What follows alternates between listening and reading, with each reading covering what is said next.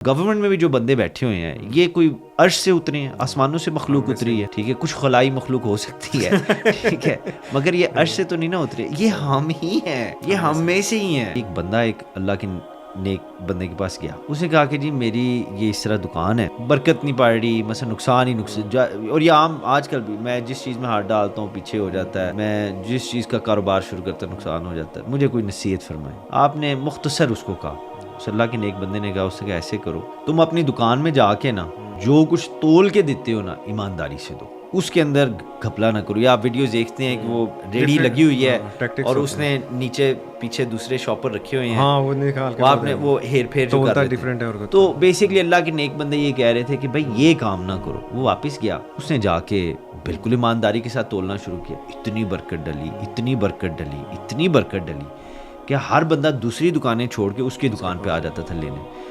ایک وقت یہ آ گیا کہ اس کے پاس اتنے پیسے ہو گئے کہ جو تولنے والے وزن تھے نا اس نے سونے کے بنوا لیے. اب سونے کے پتھروں کے ساتھ وہ تولتا تھا سامان, اتنا اس کے پاس آ گیا. تو کافی عرصے بعد اس نے سوچا جنہوں نے مجھے یہ نصیحت کی ان کا شکریہ ادا کرنا چاہیے. حضور کا فرمان ہے جو بندے کا شکر گزار نہیں وہ اللہ کا بھی نہیں. اس نے وہ سونے کے پتھر اٹھائے, اس نے کہا کہ یہ میں حضرت کی بارگاہ میں نذرانہ پیش کرتا ہوں, ان کو میں دیتا ہوں, تو انشاءاللہ تعالیٰ میرا بھی جو فرض ہے وہ پورا ہو جائے گا, بوجھ ایک اتر جائے گا. I will return the favour back. بہرحال یہ اس کی سوچ تھی, غلطی ٹھیک ہے وہ ایک الگ بات ہے. بہرحال وہ لے گیا, ادھر گیا, اس نے کہا جی یہ سارا ماجرا, پورے گھنٹے کی تقریر کی.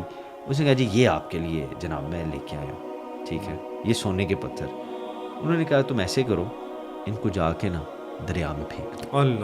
وہ بندہ پریشان ہو گیا, اس نے کہا کہ پتہ نہیں شاید کب. بہرحال اس نے ایسے ہی کیا, وہ گیا دریا میں, اس نے پھینک دیا.